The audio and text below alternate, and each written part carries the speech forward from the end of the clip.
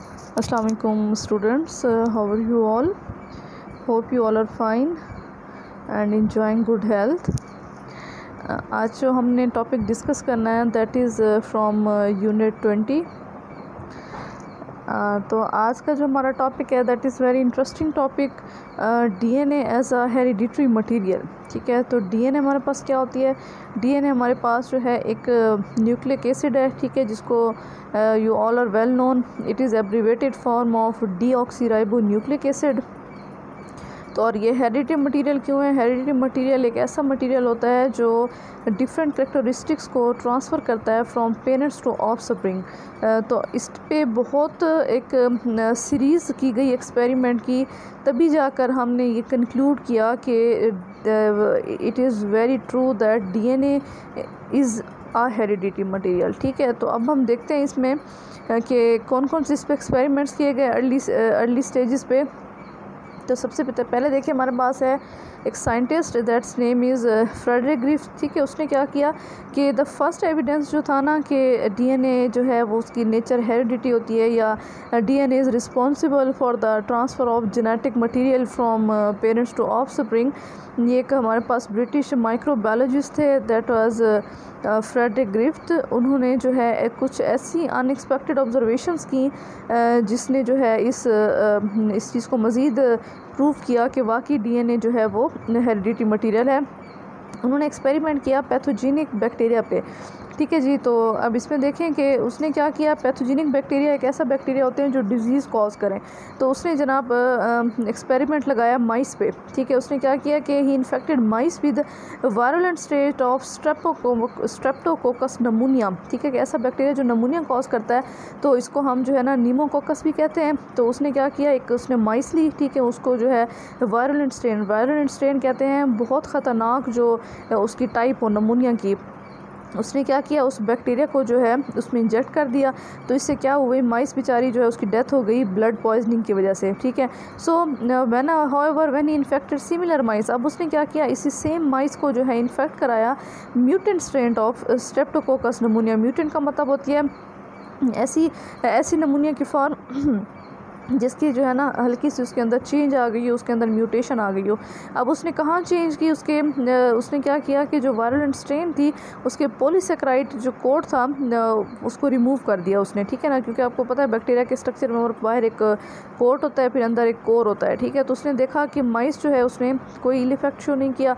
तो so the coat was apparently necessary for the virulence. तो उसने ये नतीजा निकाला कि ऐसी माइस जिसको हमने विदाउट कोटिंग बैक्टीरिया से इंजेक्ट करवाया था उसकी डेथ हो गई थी, जबकि ऐसी माइस जिसको हमने ऐसे बैक्टीरिया से इन्फेक्ट करवाया जिसके अंदर जो है रिमूव हो चुका था उसका कोट, तो इसका मतलब वो मतलब उसको उस पर कोई ऐसा नहीं हुआ इन्फेक्शन का.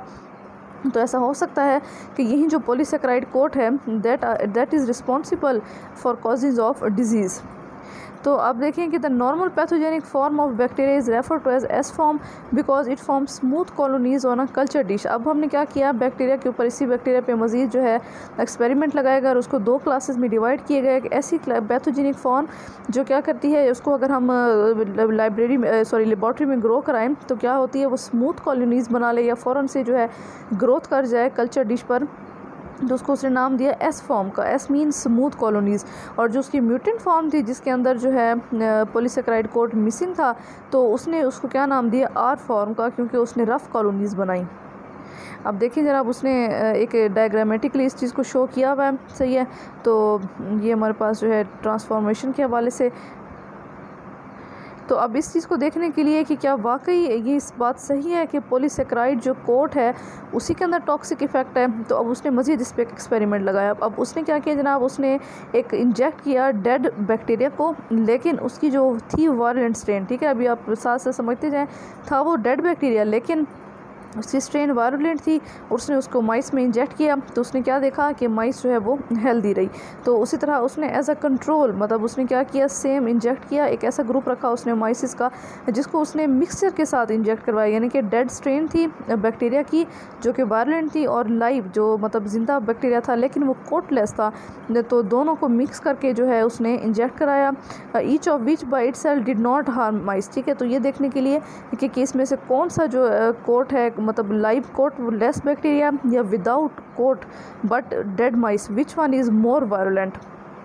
तो अनएक्सपेक्टेडली उसने क्या देखा, जो माइस थी उसके अंदर डिजीज़ सिम्टम आ गए। हालांकि उसने तो डेड बैक्टीरिया एंटर किए थे और वो बैक्टीरिया था वायलेंट था, और उसने जो दूसरा बैक्टीरिया साथ एंटर किया था वो कोट लेस था। और हमारे जहन में तो यही था कि मे बी जो कोट है उसकी वजह से जो है डिजीज़ होती हो। So the blood of the dead mice was found to contain high levels of live violent S type bacteria which had surface protein characteristics of live strain. अब तो ये बड़ी हैरानी की बात होगी, उसने क्या देखा कि जब उसी माइस का डेड माइस में से उसने उसका ब्लड उसने टेस्ट किया तो उसने देखा कि जो वायलेंट स्ट्रेन थी एस बैक्टीरिया की, ठीक है, उसके अंदर जो है कोट डेवलप हो गया था, ठीक है ना।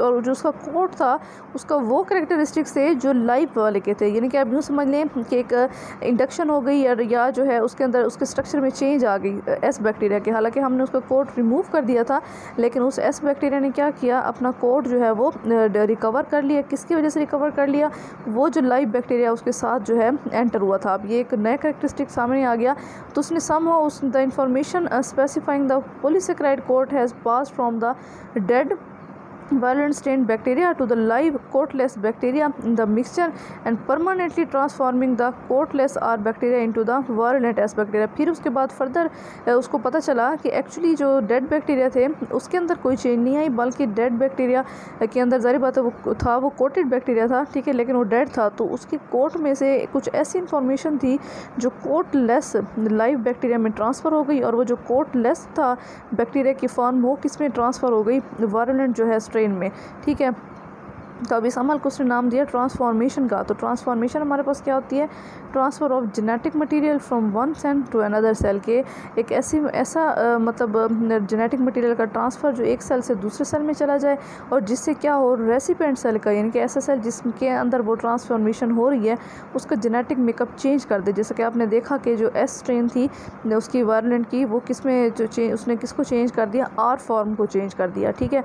So the agent responsible for transforming Streptococcus was undiscovered. अब ये ना पता चल सका कि ऐसा कौन सा एजेंट है जिसने जो है एक कोटलेस बैक्टीरिया के अंदर जो है कोट क्रिएट कर दिया। So in the classical series of experiment, अब इस पर बहुत सारी जो है सीरीज़ ऑफ एक्सपेरिमेंट लगाए गए।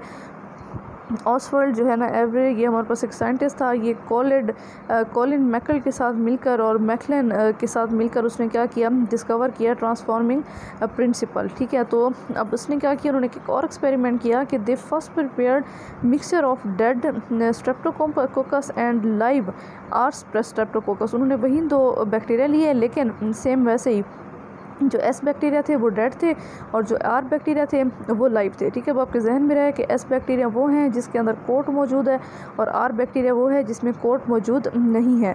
Then they moved as much of protein they could be from their preparation eventually achieving the 99% purity. अब उनके जहन में ये था कि जो प्रोटीन है वो रिस्पॉन्सिबल है कि उसने जो है एक जो कोट लेस बैक्टीरिया के अंदर जो है वो कोटिंग क्रिएट किया। तो उन्होंने क्या किया, इस दोनों के मिक्सचर में मैक्सिमम प्रोटीन रिमूव कर दी, ठीक है। So despite the removal of और प्रोटीन, जब उसकी सारी प्रोटीन रिमूव होने के बाद भी ट्रांसमिशन जो एक्टिविटी थी वो रिड्यूस ना हो सकी। More over the properties of transforming principle resemble those of DNA. अब उन्होंने काम करना शुरू कर दिया डीएनए के ऊपर, ठीक है। So the protein digesting enzyme या RNA digesting enzyme did not effect the principle activity but the DNA digesting enzyme DNA destroyed all transforming activity. अब उन्होंने क्या किया था, पहले उन्होंने एक ऐसा डाइजेस्टिंग एंजाइम डाला था उन बैक्टीरिया के अंदर जिन्होंने आरएनए को डाइजेस्ट करना था, ठीक है, या यूँ समझ लें जिन्होंने प्रोटीन की सिंथेसिस को जो है वो रोकना था। अब प्रोटीन सिंथेसिस रुकने के बावजूद भी उनका जो उनके अंदर कोटिंग थी वो नहीं रुक सकी, ज़ाहिर बात है कोट डेवलप हो गया। फिर उन्होंने क्या किया, उन्होंने डीएनए डाइजेस्टिंग एंजाइम डाल दिया जिसको हम डीएनएज़ कहते हैं। तो उन्होंने क्या किया कि डीएनएज़ के डालते ही डीएनए सारा का सारा डाइजेस्ट हो गया। तो जैसे ही डीएनए डाइजेस्ट हुआ ट्रांसफॉर्मेटिव एक्टिविटी क्या हो गई, स्टॉप हो गई। तो उसका क्या नतीजा निकला कि DNA is responsible for the transformation of genetic material. अब इस पर एक और साइंटिस्ट हैं हमारे पास, एल्फ्रेड हर्शे और जो है मार्था, उन्होंने जो है काम किया। एडिशनल एविडेंसेस जो है इसी कंक्लूजन को उन्होंने मज़ीद सपोर्ट किया, ठीक है।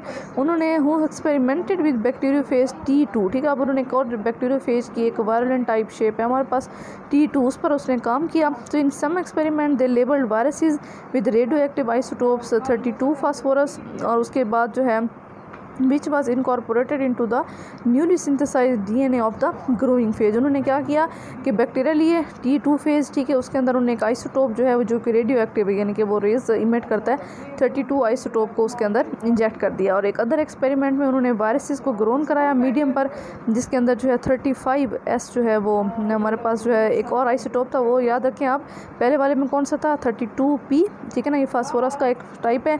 और दूसरा जो मीडियम था वो था हमारे पास जनाब 35S।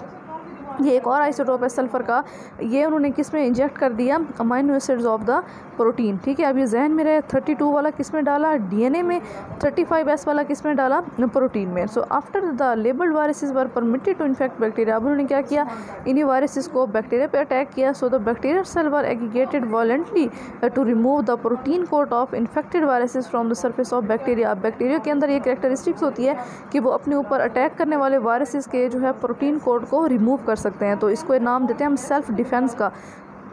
तो जैसे ही वायरस के ने उस पर अटैक किया तो बैक्टीरिया सेल ने क्या किया, उनके प्रोटीन कोड को रिमूव कर दिया, ठीक है।